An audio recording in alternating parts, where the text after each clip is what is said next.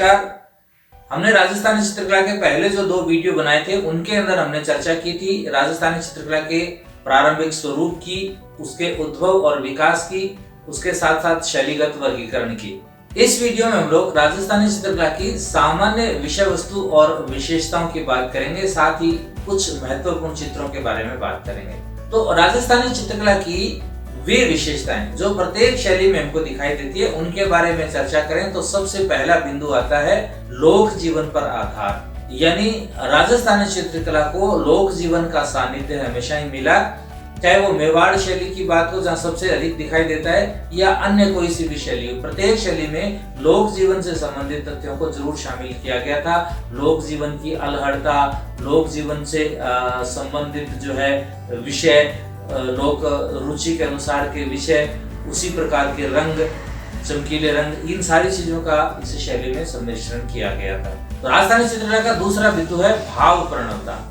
तो भाव की दृष्टि राजस्थानी चित्रकला विशेष महत्व रखती है।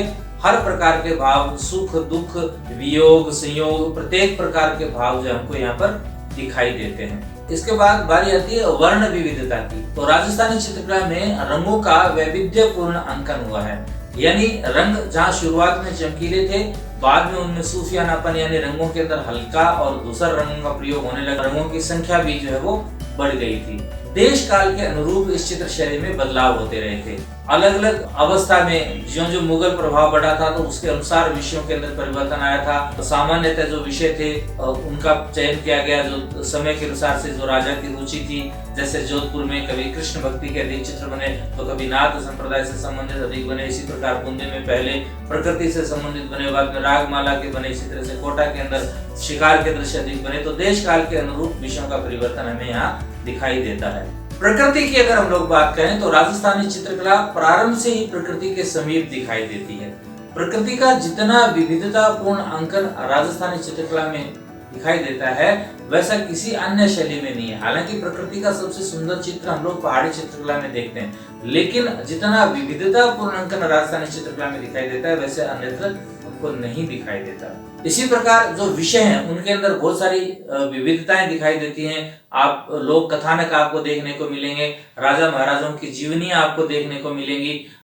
जो कृष्ण भक्ति है, शिव भक्ति है या अन्य जो देवी देवता उनके भक्ति से संबंधित चित्र मिलते हैं। जो राजा की रुचि के अनुसार नाथ संप्रदाय, वल्लभ संप्रदाय, उनसे संबंधित चित्र बनते हैं। इनके अलावा राग रागिनी, नायिका भेद, ये जो विषय है उनका भी बखूबी अंकन किया है। श्रृंगार से संबंधित चित्रण किया गया। तो रीतिकालीन साहित्य और भक्तिकालीन साहित्य को भी यहाँ के चित्रों में बखूबी स्थान मिला है। तो ये राजस्थानी चित्रकला की कुछ सामान्य विशेषताएं थी। अगर यहाँ के कुछ महत्वपूर्ण चित्रों की अगर हम लोग बात करें तो कुछ चित्र ऐसे हैं जिन्हें पूरे विश्व में ख्याति मिली है। इनके अंदर सबसे पहले बात हम लोग करते हैं बनीठनी की।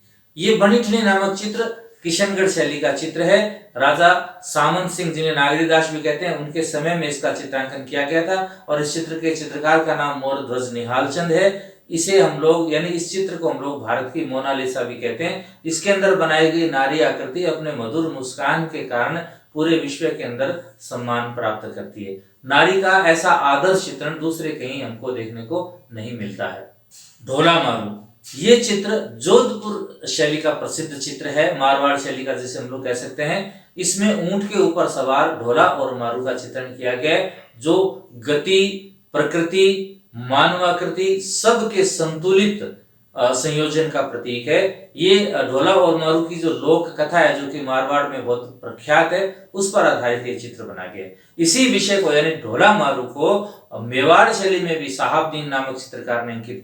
इसके बाद एक चित्र की बारी आती है, वो है गोधुली। ये चित्र मेवाड़ शैली के अंदर बनाया गया। इसके अंदर गोधुली जो समय होता है, सांझ का समय, जब गायें घर को वापस लौटती हैं तो उस समय जो गायों का पूरा झुंड जो है वो गांव की ओर लौट रहा है। बच्चे कौतूहल से उनको देख रहे हैं। जो नारियां हैं वो भी अपने घरों से गायों के लौटने को देख रही है। गायों के एक साथ इतने झुंड में आने के कारण धूल उड़ रही है जिसकी वजह से पूरा वातावरण जो है वो धूमिल हो चुका है। तो इस वातावरण का और समय का जैसा रंगतों में दिखना चाहिए वैसा इस चित्र के अंदर दिखाया गया। ये बहुत ही उत्कृष्ट चित्र है। 1813 ईस्वी में इस चित्र का अंकन किया गया था। अब बात करते हैं बूंदी के एक महत्वपूर्ण चित्र का जिसका शीर्षक है दीपक राग। ये दीपक राग जो चित्र है वो हुसैन अली और हातिम नामक चित्रकारों के द्वारा बनाया गया था। 1591 ईस्वी में इसका चित्रण किया गया था। ये पूरा रागमाला सेट जो चित्र है उनके अंदर एक चित्र है, तो बहुत ही महत्वपूर्ण चित्र राजस्थानी चित्रकला की दृष्टि से माना जाता है। इसके अंदर प्रकृति और वातावरण का जो है मनमोहक अंकन हुआ है।